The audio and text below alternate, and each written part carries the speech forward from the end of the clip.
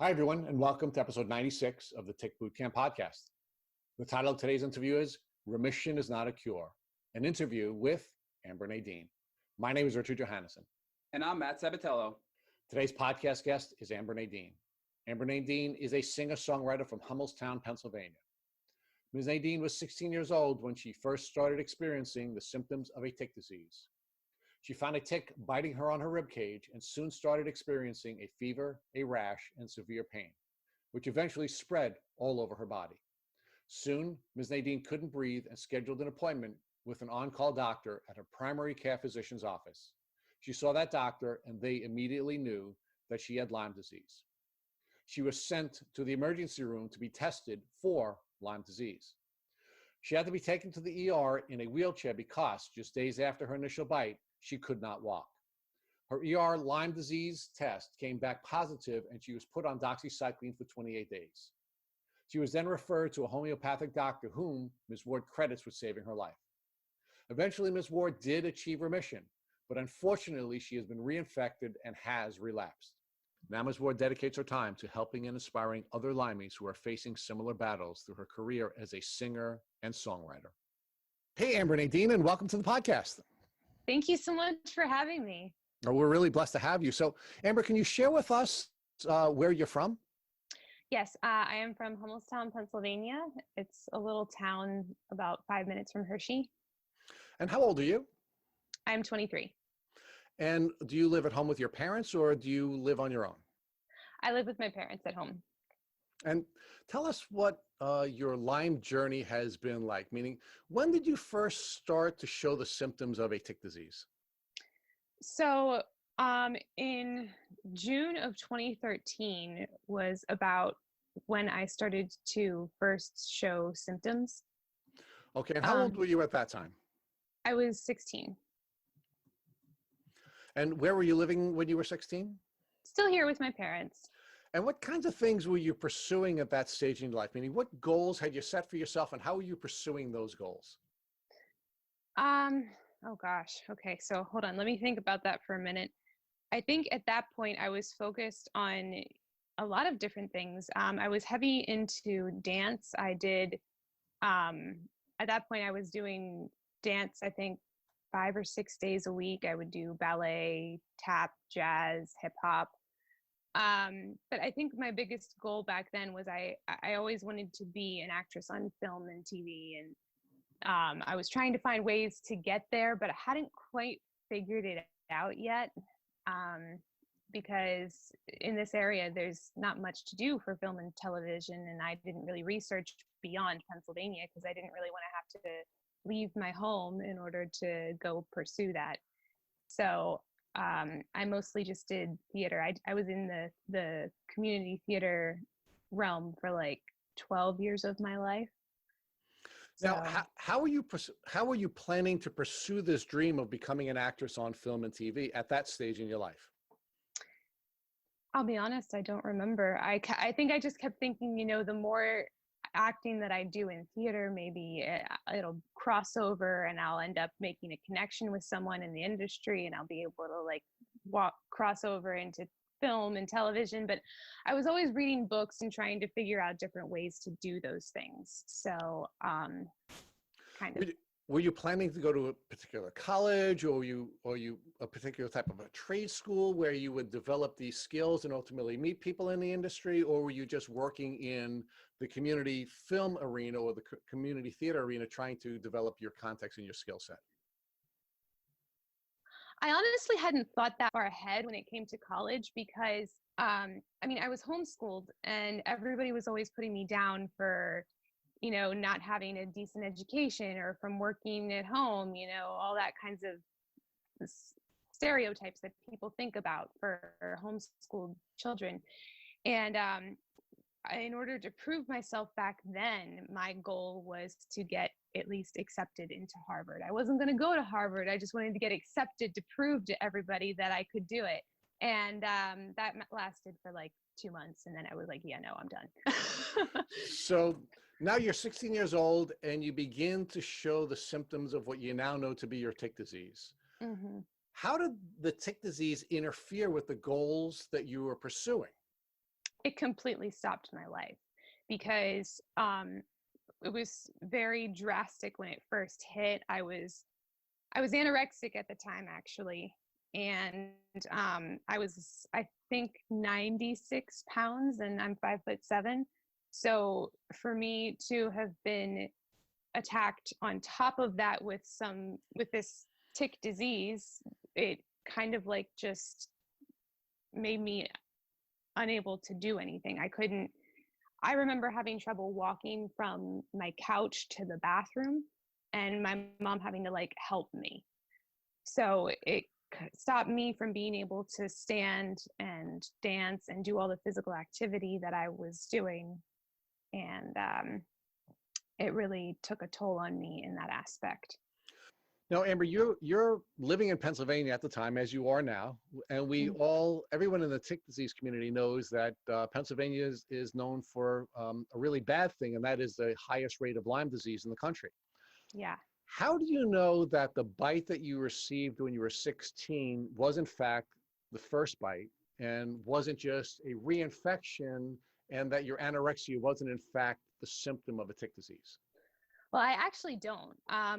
But my doctor assumes and that I was infected prior to that, and that was what caused the anorexia. But I will tell you that I was always a very happy person, and I was always very like bubbly and full of life. And for me to get anorexia, it does seem sort of out of the norm. But the reason I attributed it to me getting it back then was because I was bullied so much for being homeschooled and not fitting in, and people thinking that I was this weirdo that just sat at home all day and did nothing. But then when I got infected for the first time that I actually knew of it, with the Lyme disease, I actually saw the bullseye and the bite, which I had thought was a pimple at the time. I didn't know what it was, but it hurt really, really bad compared to any other pimple that I'd ever had. So yeah. So Amber, what did you know about ticks and tick diseases at the moment that you saw the bullseye rash when you were 16 years old? I knew absolutely nothing. I didn't even know that Lyme disease existed. I had no clue what it was. And when I was actually first diagnosed with it, my mom and I were like, well, what is this?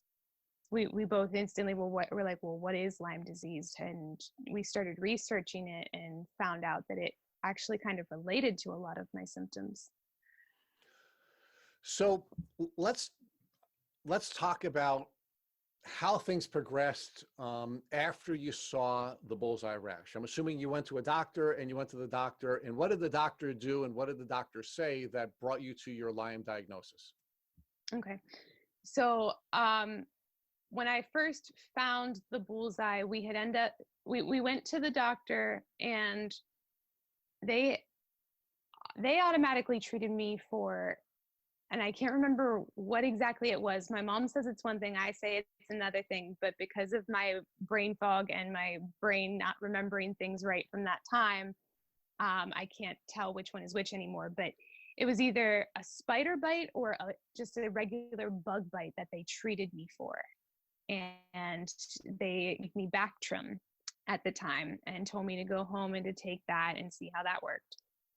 And like instantly, as I was taking it, it just got worse. I had a rash on my body, and it was like, so you know how you get the bullseye and you have it?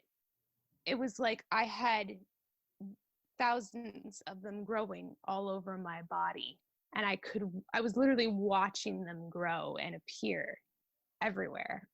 So you had the classic bullseye rash. You go to a medical professional, you visit with a doctor, and they do not diagnose you at that time with Lyme disease or a tick disease. They diagnose you with something else. Yes. And they give you a medication that doesn't do anything for the symptoms. The symptoms continue to develop. Do you go back to the doctor and ultimately get a Lyme diagnosis? How did you ultimately get from the first bullseye rash, which brought you to the doctor, to ultimately getting your diagnosis? Okay. So I went back, I think it was approximately 2 days later, because the symptoms just kept getting worse and it was getting more and more serious. And my mom had actually texted or called her sister who had had a bug bite that was bad, that she had been treated for too, and was like, hey, they treated Amber for a bug bite, did you have these symptoms? And she was like, oh my gosh, no, that sounds so much worse than what I had. You need to get her back in to see a doctor again. So we went back in, and actually maybe we didn't go back in because we called them, and it was a weekend. Yeah, it was a Saturday. So we called them, and of course there was nobody in the office then. And the doctor was like, well, what do you want me to do? And my mom was like, well, I'd like you to see my daughter. And she said, okay, well, I can't come in today, but I'll bring her in tomorrow. And that night was terrifying because I was having trouble breathing. I can remember laying on the couch thinking, this is how I'm going to die. I'm just going to I'm going to go to sleep and I'm going to stop breathing because I can't breathe now. If I try to go to sleep, I'm going to not be able to focus on breathing. I literally had to consciously focus on breathing in order to get air inside of me. So when did you next see a doctor? Did you advocate for yourself to your mother or to anyone else when you're in that situation where you think you may not even survive the night? Yeah, my mom and I were crying to each other. We were because we were like, she was laying with me, and we were like, what if we don't, what if I don't see tomorrow? I'm 16 years old. I'm like wasting away. Like, we already were concerned with the anorexia that it was gonna do something terrible, but on top of the anorexia to get this, it's like you don't see it coming. It kind of like just hits you out of left field. But I did make it through that night, thankfully. And the next day when I went into the office, the doctor took one look at me and she was like, I think she has Lyme disease. I'm going to tell you to take her straight to the ER, and I'm going to have an extensive test done for her. So we literally got back in our car, drove straight to the ER, and my mom got me out and put me in a wheelchair because I couldn't walk. I was so weak, I couldn't walk. And she wheeled me into the ER, and they took, my aunt tells me that it's a blood culture. I'm not sure of the technical term for it, but they took about 7 soda bottles full of blood from me that day. And I think it was within a few hours they had called us and they were like, oh yes, she definitely has Lyme disease. So now let's walk back for a minute about how quickly your symptoms were developing. Now that you have some time to reflect on the speed at which the symptoms were developing, do you believe that you were not in fact suffering from anorexia, but that you had a compromised immune system, that when you had suffered the reinfection from the second tick bite, it allowed the symptoms to take off very aggressively because you didn't have an immune system that could defend against the reinfection? I'm definitely sure that could highly be a possibility, yes. Because I was definitely at a very weakened state. I wasn't, I would eat maybe 1 meal a day.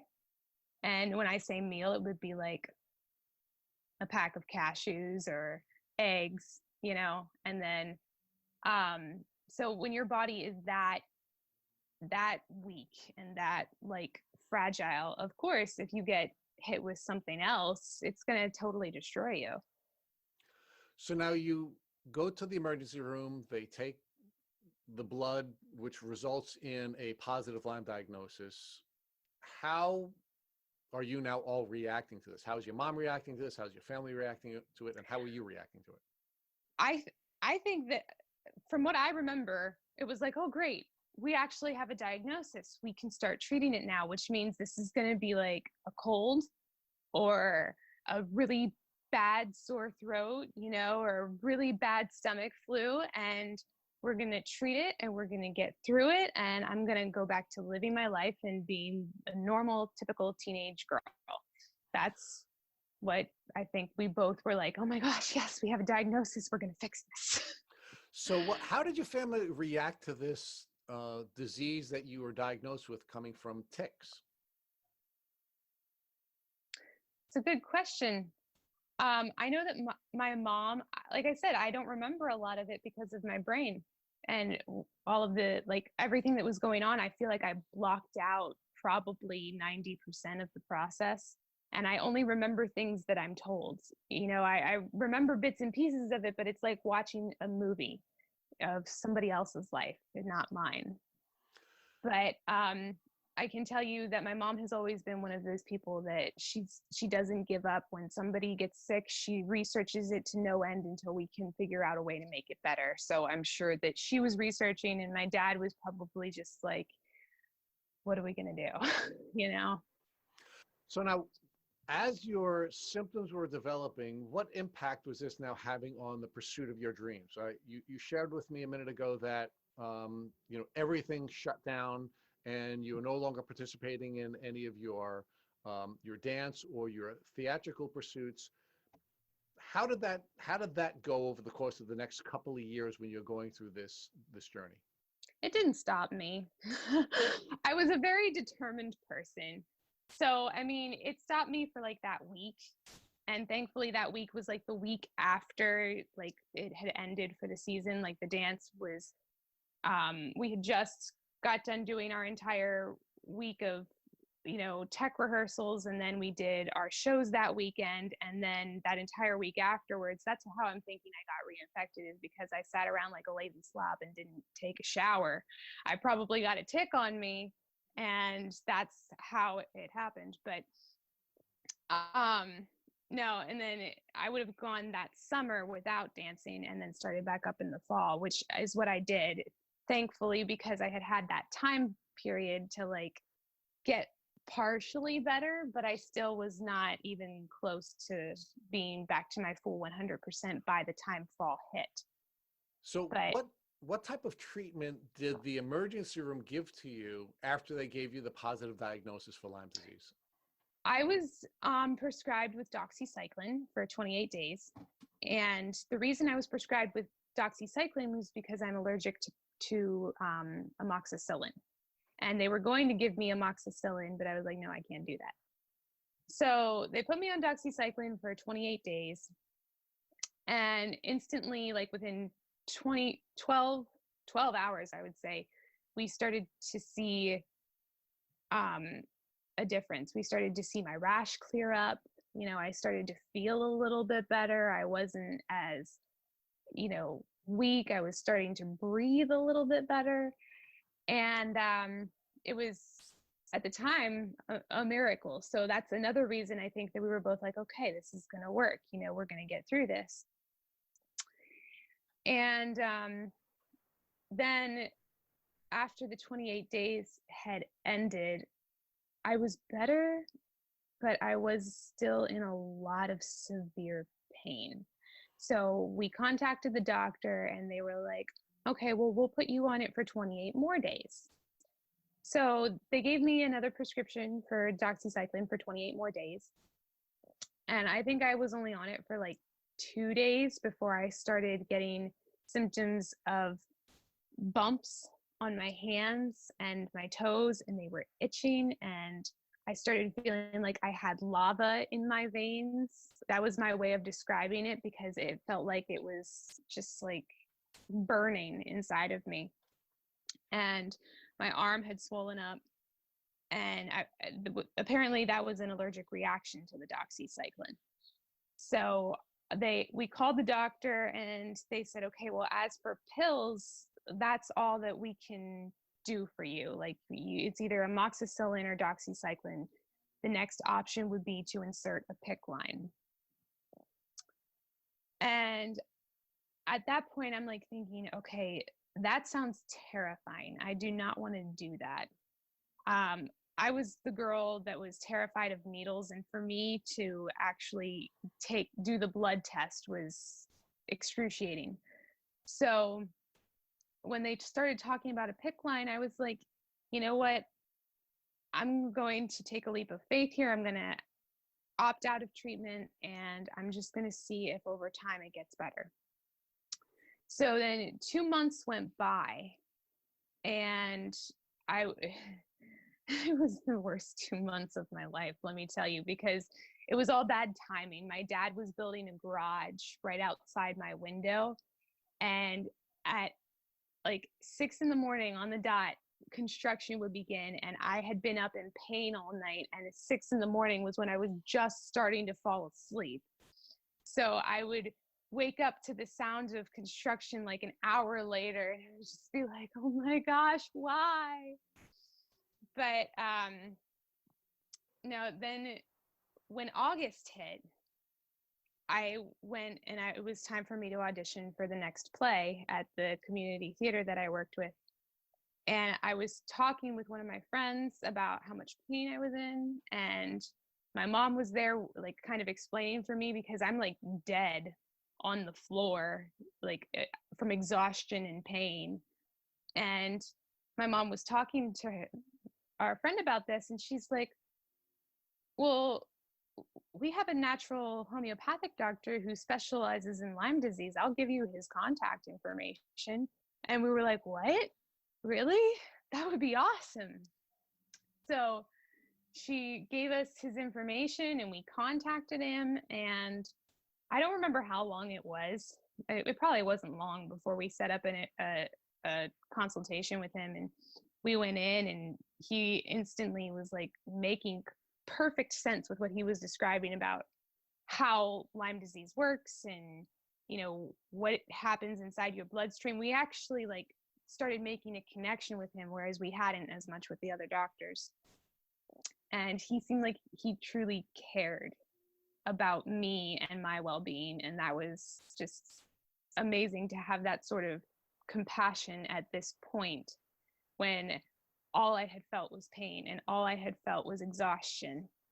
And I mean, when your body looks healthy too, everybody's like, oh my gosh, you can't be in that much pain, you look fine, you know. So I had been going through that too, and I still go through that. I go through that every day. People are like, you're not in pain, you're 23 years old, stop, you're younger than me, you're at your prime. It's like, no, I'm not. I'm sorry to tell you.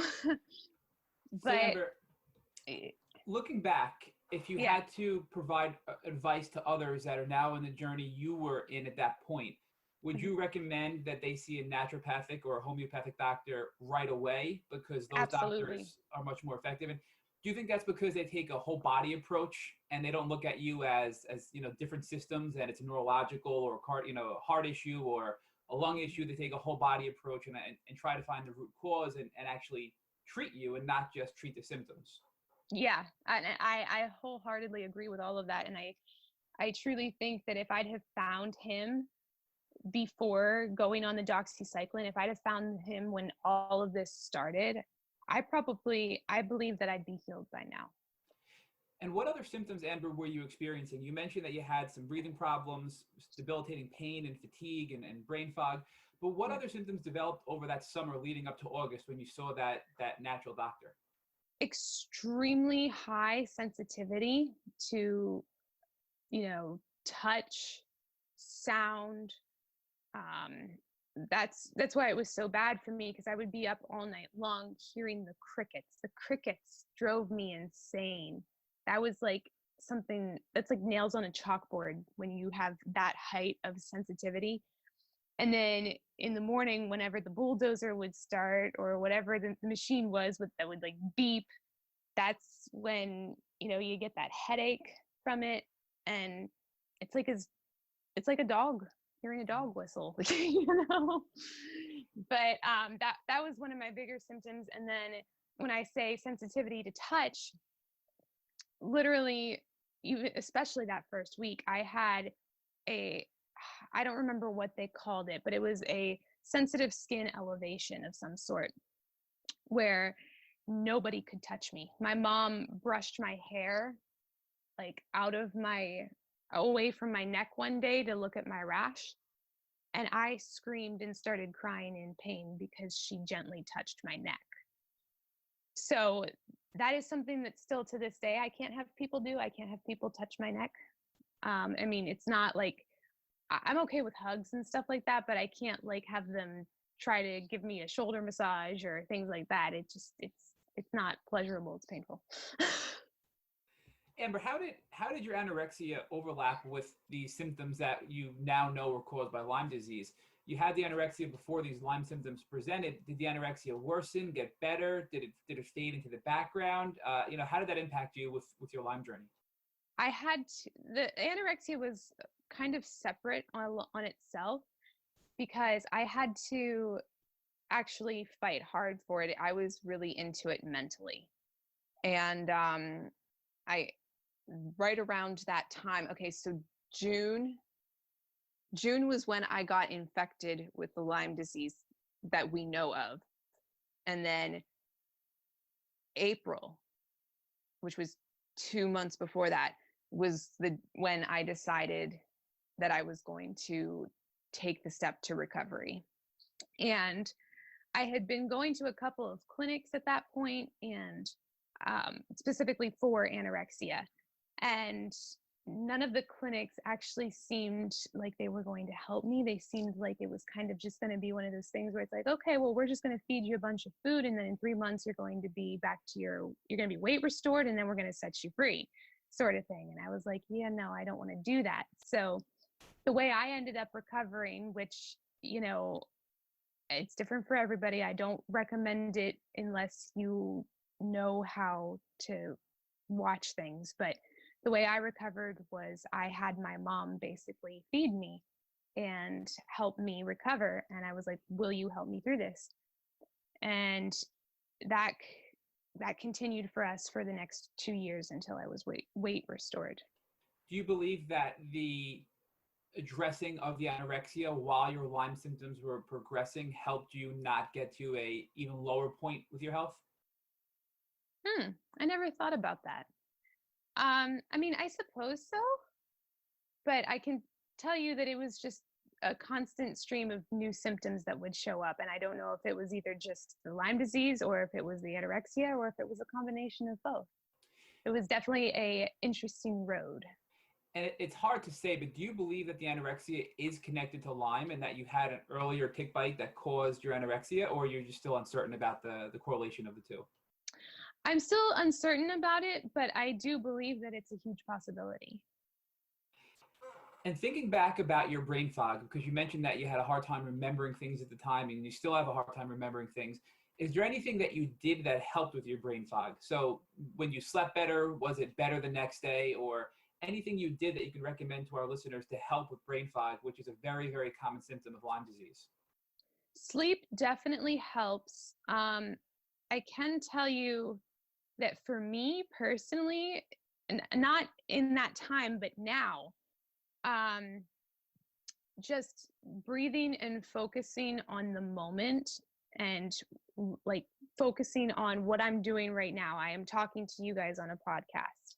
I am sitting here drinking tea while I'm talking to you guys on a podcast. Focusing on that and living in the moment helps me to be able to be more present and to remember in the future this moment. So the more I can focus, the easier it is.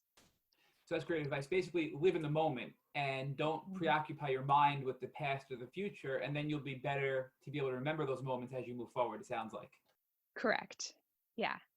And that's something that I struggle with every single day. Like even my friends, they'll be talking to me and we'll have a conversation about the conversation that we had 2 days ago. And I'll be like, whoa, I don't remember that. So it's touch and go. Some things are really well in my brain and some things are just like not even there. So now going back to in August, when you finally found this natural doctor, you mentioned that it was a totally different experience and that they explained to you what it was like to have Lyme and what it does to your body. So what was the first steps? What was the outcome of that first meeting with your doctor to now address the symptoms that were lingering for the past several months? I don't remember.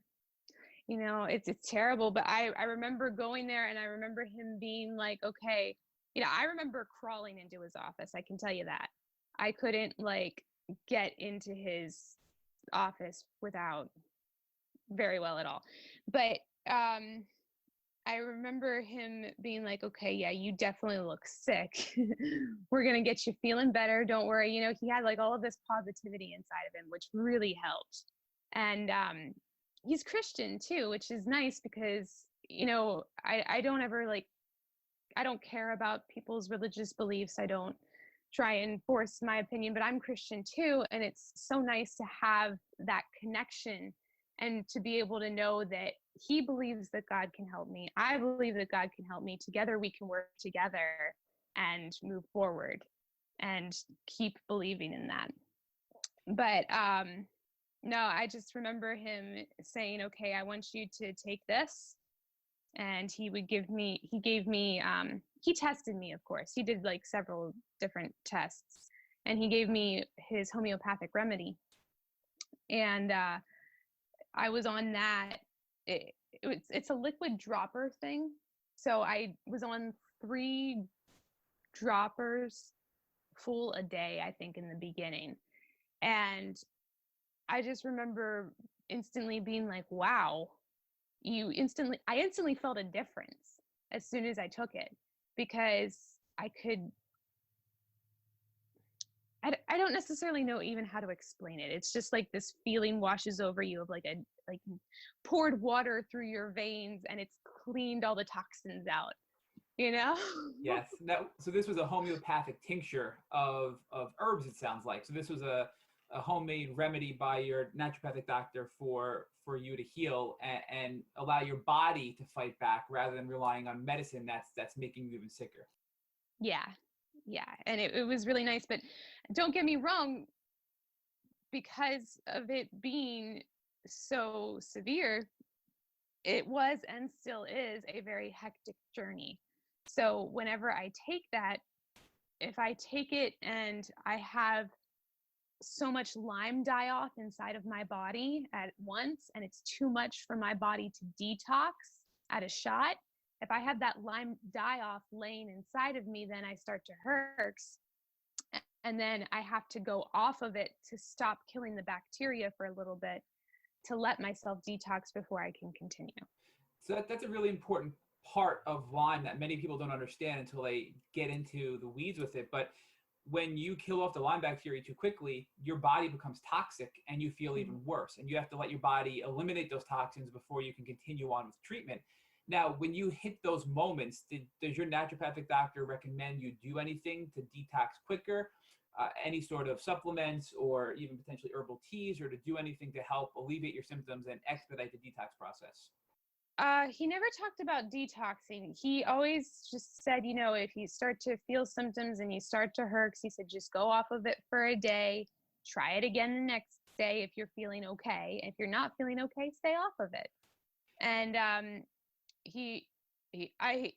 I take a lot of Epsom salt baths, so that's really nice too. When I'm in pain, that really helps me to take the edge off of the pain.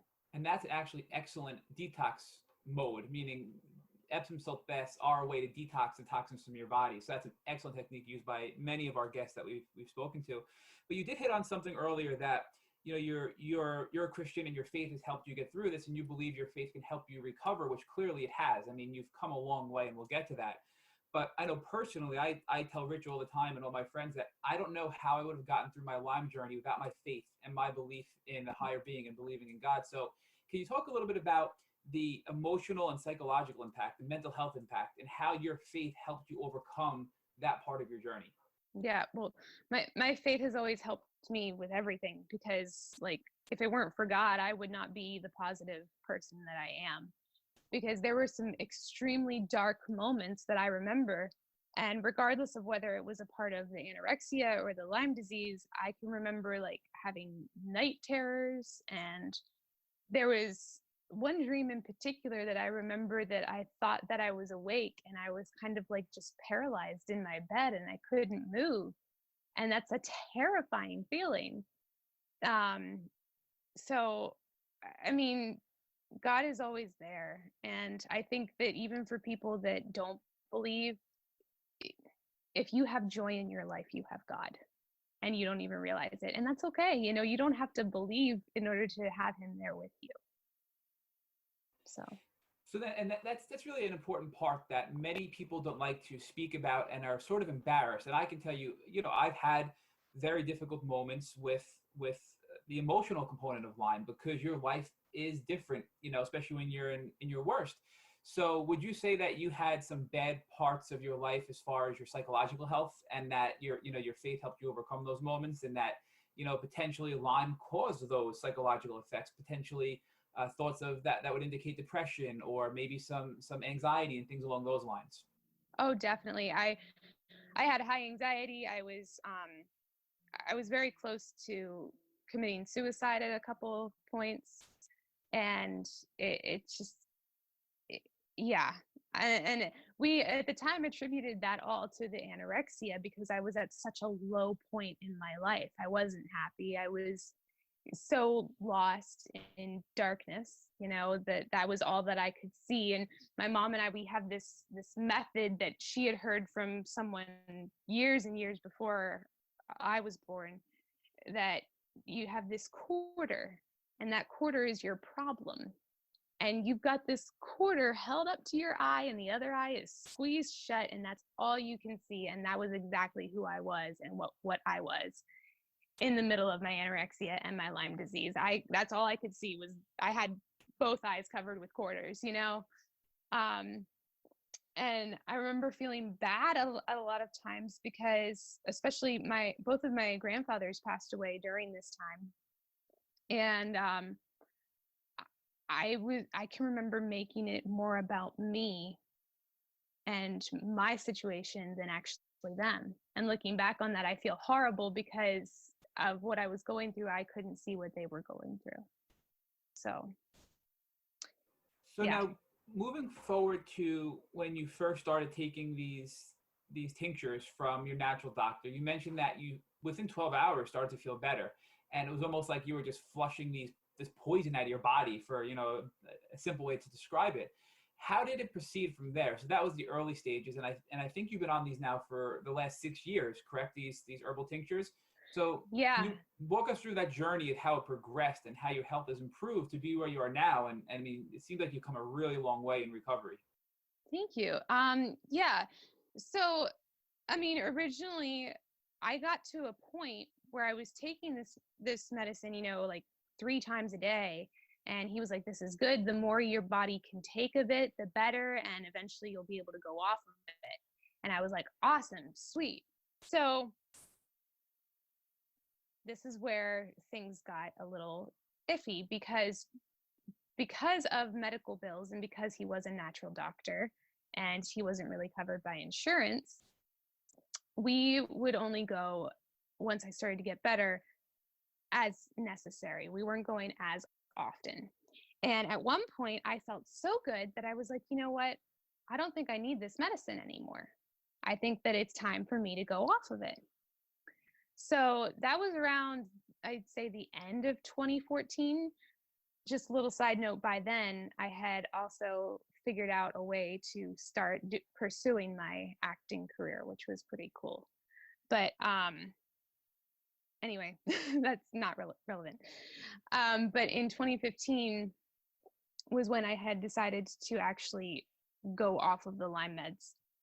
That's what I call them, Lyme meds, but they're actually like the homeopathic remedy. And I was doing great and feeling good. I can remember I started to feel like me again. I was, this is great. I can start having fun with my cousins again. I can start taking them to Hershey Park and riding the rides and doing all the crazy stuff that we used to do. And then in 2016, September of 2016, something happened where actually, no, I started to see the symptoms in June because I was 19 at this point, and I was in a summer play. I was in Legally Blonde, the musical, and it was a very high intense, like high impact show. So we were like jumping rope on stage and dancing and singing all at the same time, and that's very taxing on your body. And I can remember feeling like my heart was going to explode. And I got off stage and I couldn't catch my breath. And I started to have these symptoms over the next couple of months where I couldn't catch my breath after doing physical activity. And one day I was at the park with my cousins, and I was walking, they were like 20 feet in front of me, and I was walking like a snail. And I was like, guys, I got to take you home. I can't breathe. So I took them home and I dropped them off, and I got back to my house, and we had gone to an allergist by that point because I was having trouble breathing, and they had prescribed me with a inhaler. So I was taking the inhaler, but it wasn't doing anything for me. And you know, I just kept letting it go, and then by the time September hit, my grandmother went into the hospital to have a procedure done for her aortic valve replacement. And it was like 8 in the morning, I think. They had brought her back from her procedure. We had to be in there at like dark 100. They had brought her back into the room from her procedure, and they're taking care of her and everything, you know. And all of a sudden I'm like, Mom, I don't feel good. And she's like, okay, well then sit down. I sat down and I was thinking, okay, maybe I'm hungry. It was an early morning. So I can remember reaching for a bag of mixed nuts that was on the windowsill of my grandma's hospital room. And I pulled it to me, and then everything went black. And I said to my mom, I see black. And the next thing I know, I'm opening my eyes, I'm on the floor, and my mom was screaming over top of me saying, Amber, Amber, wake up, Amber. Apparently, after I said I see black, I had stood up and fallen flat onto the floor. And when they turned me over, my eyes were wide open, my pupils were dilated, and I was turning blue. I had, they were, so what they did was they picked me up, they put me on this gurney, and they wheeled me down to the ER. Thankfully, we were in a hospital, you know. They wheeled me down to the ER, and they start running all of these tests, and my blood pressure was extremely low, and they had no idea how to get it back up. They weren't able to get it back up. And so the doctor comes in, and he's like, so do you have any symptoms of, you know, have you done drugs? Have you smoked? Are you pregnant? All of this kinds of stuff. And I was kind of like angry at that, and like, what do I look like? I'm 19 years old. But they ended up diagnosing me with vasovagal syncope, which is just a fancy word for an elevated heart rate, if you look it up. And I remember telling him that I had Lyme disease, and he didn't believe me.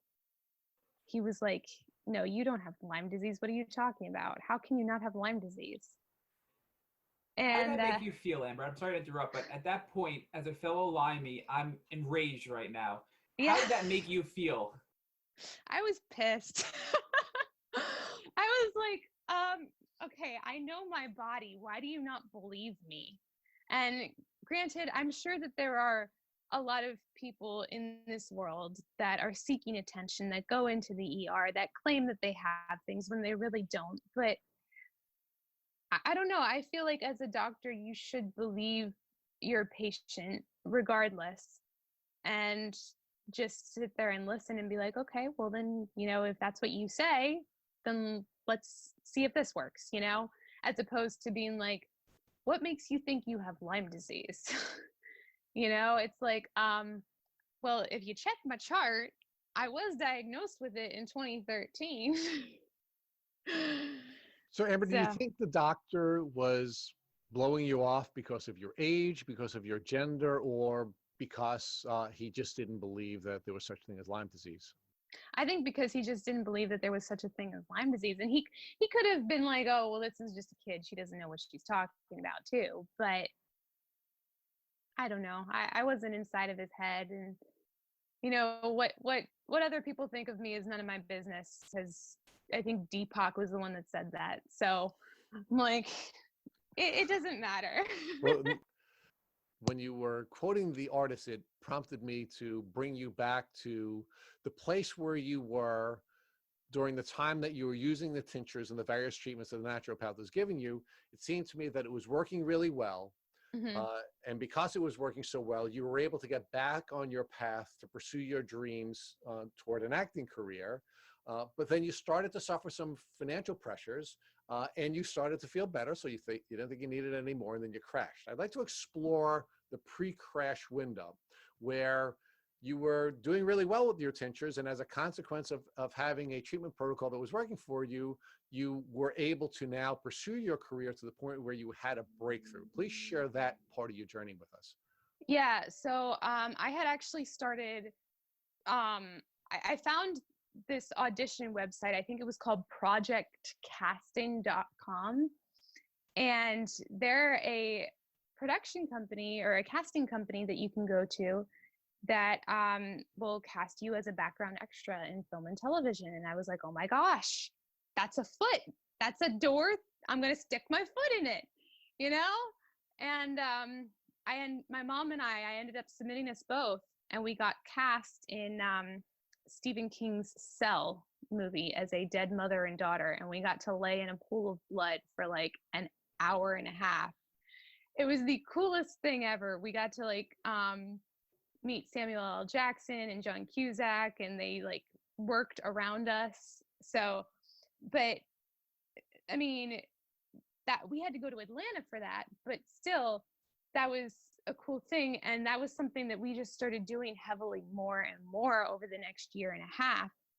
We actually ended up spending almost an entire summer down there working on set of, I think it was, well, my mom worked on Insurgent, I worked on Allegiant, and we both actually ended up working on Allegiant. And it's cool because I can actually think back to that and remember that I was healthy enough to the point where I was actually running again. And I remember that there were these guys on set that I was talking with and that had become my friends. And they were like, whenever they would yell action, we were supposed to be running. And they were like, I bet I can beat you. And I'm like, oh no, I can beat you.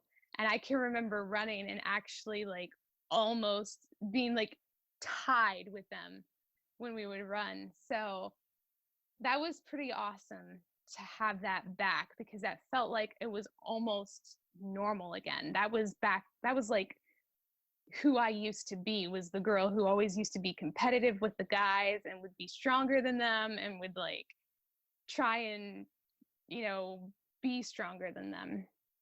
So that was cool. So you had this breakthrough and you're traveling and you're pursuing your dream, and then you get sick again. Now, do you believe that you got sick again because you were reinfected again? Or do you believe that you got sick again because the financial pressures associated with working with a doctor that wasn't covered by insurance caused you to believe that it was best for you and your family not to continue to pursue that course of treatment? I believe it was a combination of both. I wasn't infected again this time because he tested me. I was not reinfected. But that's why we call it a relapse, because the summer, like in August, before that had happened in September, I was at the beach with my friend, and we went into the water, and I got stung by a jellyfish. And what my doctor later told me was that when I got stung by that jellyfish, it weakened my immune system and it caused my antibodies or whatever was fighting the Lyme to go and focus on the jellyfish sting rather than my Lyme. And that was when I started to have more of the breathing issues because of that. Then, this is the kicker that I didn't mention. When I was in the hospital, I had got a ginger tea and I was drinking ginger tea. Well, apparently Lyme disease had caused me to develop an allergy to ginger. And that was like the straw that had broke the camel's back, because then that weakened my immune system again. And that was when it just kind of like shut down to reset everything. And we learned this because after I had passed out and I was discharged from the hospital with basically no diagnosis of what to do to get myself better, we contacted my natural doctor again and went to him and was like, hey, this happened. What do I do? You know, and he continued to have me be on the Lyme remedy. He put me back on it because at this point I was off of it. He put me back on it, but this time it was a much lower dosage because my body could not handle as much of a dose as it had in the beginning. And it's been kind of an uphill battle since that point. But yeah.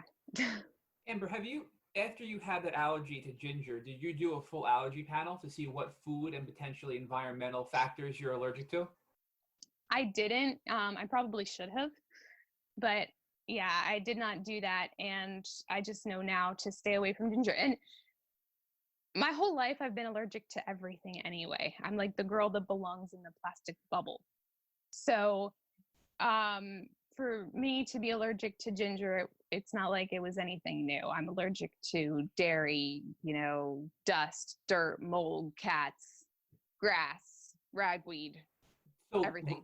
Lyme disease can actually worsen pre-existing allergies that you've had before Lyme, and it can actually develop in something called MCAS, this mast cell activation syndrome that many of our guests have had, which is really just a severe allergy to the world, and it's an overactivation of your mast cells that create inflammation and histamines in your body. So do you think that your allergies worsened when you developed your Lyme disease? I had no idea about that. Wow, that's very interesting. I mean, I don't know. They could have. I can tell you that I wasn't allergic to ginger before the Lyme disease because my mom used to put it on our pork and we used to eat it on our pork. But I didn't really notice an increase in any of my previous allergies after being infected. So at this point now you're back with your natural doctor at a much lower dose of this, as you call it, Lyme med, right? Now, yeah. From that point forward, it seems like you've just maybe gradually increased that dosage to get to the point where you are today. No, I never increased it. I'm still stuck at the same point. And that was in 2016, and I have not been able to go up in 4 years. And how do you feel today? Because, it's very tricky with Lyme. As you notice, it's the invisible illness, right? People think you look great, but you can feel horrible, like you're dying on the inside. So you look great, but for our listeners and everybody watching, how do you feel today? I feel okay. I'm tired, and like I said, the area where I can't have people touch the back of my neck, that hurts. But other than that, I really can't complain. I am so blessed. I could be so much worse off than I am today, and I'm not. So I'm very thankful. Have you been able to return to do any of the things that you were doing before your relapse? Maybe light exercise, going out and socializing, going to the beach, or reintroduce some things to your life that you couldn't do when you had that relapse? Yeah. So, I mean, because I'm a singer-songwriter now, which is a completely different thing from what I was doing then, I don't have as much time to do things that are heavily active, and I don't really have the desire to, if that makes sense. But I do go hiking with my friends before all of the coronavirus thing started. I did go hiking with my friends, and I did go to Zumba every now and then just to like keep my dancing skills in there.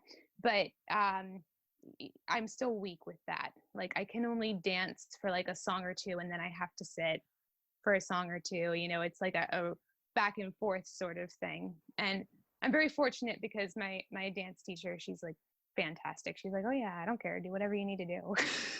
Yeah, So you did mention that you were having some really bad breathing issues, that you were on an inhaler, and to be a singer, obviously those symptoms would intervene with that. So I'm sorry, they interfere with that. So those symptoms seem to have improved to allow you to now be a singer-songwriter, correct? oh my gosh, yes. And it's beautiful because I improve more every single day, and I'm constantly singing. So for me to be able to like keep singing and have the lung capacity that I do now, I'm ecstatic. I love, like, I thought that acting was where I wanted to be, and I had no idea that singing would be something that I would love even more, and writing music. Do you have your music published anywhere for those that are listening and want to check it out? Do you have a website? Do you have a Spotify account? Where can people go check out your music? Yeah, you guys can go to ambernadine.com. That's my website, and you can find pretty much everything from there. I do have an album on Spotify. It's called New Beginnings. And my song Where I Want to Be is actually a song that I wrote in 2016 when I was struggling with my Lyme disease and couldn't go out and do anything. I can So, tell when we first connected on Instagram and we met each other, I know we had listened to that song and I sent it to Rich, and we were talking about this before we started the podcast. It was late at night and he wrote back just like, wow, I love this. So he loves your music, I can tell you that much. And I still aw, remember that was probably 8, 9, 10 months ago. So you're very talented. And I aw. just have one last question before I defer back to Rich. I know I'm dominating. I'm sorry, Rich. So many people we speak with have these relapses. So they return to almost normal life. And then in the case like yours, it was a financial burden. So you felt, let me come back off the medicine. I'm doing better. Or in other cases, people start to change their diet and introduce, chocolate, things with inflammation, dairy, and then they crash again. So looking back, what could you have done differently? And what advice would you give to people to prevent a crash that haven't had it yet, that are feeling better, but just to sustain that good level of health and not have that relapse or a really bad crash like you had? Don't go off medicine. Like, I mean, unless your doctor says, okay, you are healed, you can go off of this, even then still be leery. But I would say don't do what I did and think you're healed and go off of it for like a year and a half. Because I was off of it. And not only was I off of it, but, like what you said, I was eating junk food. I was trying to be the girl that I was before this all happened. And you can't do that with Lyme disease because it builds the toxins up, and it builds and it builds and it builds and it builds and it builds, and then it explodes. So my advice would be, if something's not working for you, definitely don't stay on it, but don't completely go off of anything either. Keep searching for new things that might help it. Even if if you can't find a doctor that will work with you, Google is our best friend in this day and age. Google things and try and figure out what's worked for other people. And, if you feel safe enough to try it, just try a little bit of it and see how your body handles it. Because you never want to go untreated. It's just not safe to do. So Amber, talk to us about how you pivoted from your acting pursuits to your songwriting pursuits, and what role did Lyme play in that pivot in your career? Okay. So I pivoted from my acting because of a guy. I was in a relationship in my senior year of high school, and it was my first actual relationship, and he ended up leaving me and breaking my heart. So I didn't feel like actually going and doing acting anymore. And some people, whenever they go through a breakup, some people do different things. They dye their hair, or they try to change who they are, or they try to like do something that isn't as safe, or all these kinds of things. For me, what I found works, which I didn't know worked before having my heart broken, is writing. And I swear, after he left me, I think I probably wrote about 100 songs. I mean, not all of them were good, of course, but I found out that that was something that, it's complete therapy for me. It's what helps get me through life. And so when I found that, I was like, oh my gosh, this is where I'm meant to be. I'm not meant to be in acting. This is why it never worked out. This is why I never got my foot in the door with film and televisions, because I was meant to write songs and, sing my problems to the world to help them with their problems. So what role do you believe Lyme disease played in you losing that romantic relationship? We've seen with many of our guests that romance rarely survives Lyme. In fact, we actually did a particular episode on a couple entitled Can Romance Survive Lyme? And they were really the unique or the rare couple that was able to get through this experience. What role do you believe that Lyme played in ruining that relationship? And what role do you believe Lyme played in assisting you in making the pivot during this heartbreak from your acting to your songwriting career? So as for the relationship part, I think even now, with just people in general, that whether it's relationship wise or even just friendship, it's very hard to explain to whoever is in your life, oh, I'm sorry, I can't do that. It's not something that's going to be beneficial to my health. Like if I've gotten better to the sense where I can walk, which is nice. I can go on hikes. So I can do that with people. But when it comes to roller coasters, that's very tough on me. I can't go to theme parks. I can't eat certain foods. So it's very tough, especially eating out. Like, hey, where do you want to go tonight? It's like, we can't just go get pizza. We have to eat something, go somewhere where I'm going to be able to get food that's not going to cause a herx or something that's going to pull me back down. And I'm very fortunate in the fact that everybody that's in my life right now sympathizes and truly, like, wholeheartedly understands.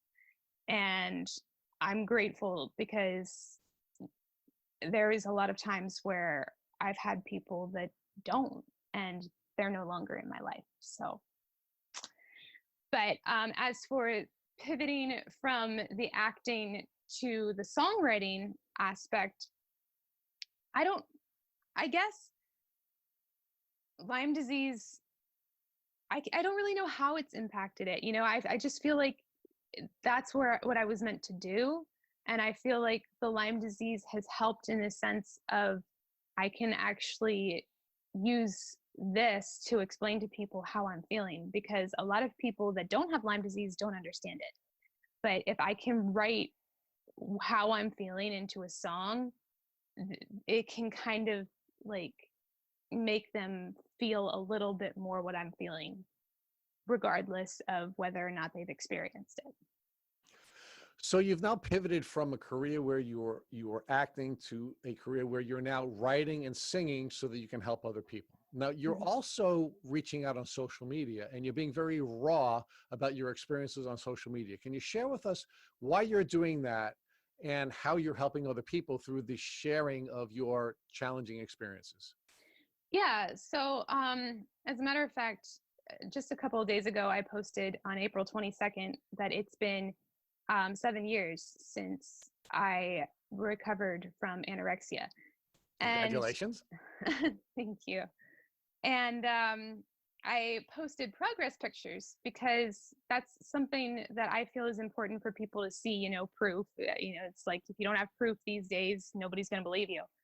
But I posted progress pictures, and I specifically want to let everyone know that I don't do that because I want a pat on the back or because I want to be congratulated. I do it for that girl out there right now that is debating whether or not she should eat dinner. I do it for, the boy that is struggling, even though, people say that anorexia is a mostly woman's, disease, or I guess disorder, you would call it. And it's not. It affects everybody, because when you are sad, you handle things differently depending on who you are. And some people binge on food when they are sad. Some people don't eat when they're sad. And if you get into the habit of constantly being sad, you're going to constantly do something that is unhealthy to your body. And my goal in sharing this and just being raw and telling people my story is, if it can help one person, just one person, then that makes it all worth it. And I don't care about, hiding it. I don't care about people being like judgmental. It's merely just there to inspire and to help. So. Well, thank you. And it is really inspirational, and it is really beautiful. And I thank you for sharing as much as you do. Of course. I'm going to ask you to share one last thing with us before we go. And that is, you've been very honest about the mistakes that you've made with your care and stopping care and wanting to go back to being a normal kid, which breaks my heart that you feel like there was something wrong with wanting to go back to being a normal kid and going on roller coasters and eating cotton candy and the other things that you were doing that that young kids customarily want to do. But in the spirit of giving more Lyme hacks to folks, I'm going to ask you the question we ask everyone else. And if, God forbid, tomorrow your mother came into your room and said, I was just bitten by a tick, what would you recommend to her so that she wouldn't have to go on the difficult parts of the journey you've had to go on during the course of your life? Well, so my mom has been bitten by a tick, and we actually found it on her. And when my dad and I found it on her, we freaked out, and we both were like trying to get it out of her so that it didn't like cause symptoms. I guess in general, what I would say to people is, definitely don't wait to contact somebody. Contact your doctor. If you're going to contact your doctor, just make sure they're going to believe you. If they don't believe you, contact somebody else. Don't let it slide. Don't let it go untreated, because the longer it goes untreated, the more pain you're going to have, the more symptoms you're going to have, and the harder time you're going to have recovering from it. So yeah, I would just say, and don't let fear overpower you. Don't let fear give you a panic attack. Oh my gosh, I just found a tick on me. It's the end of the world, and what's going to happen? You don't know what's going to happen, but you can still go and get it looked at and put your faith in God or whatever higher power you believe in, and know that ultimately it is going to be okay.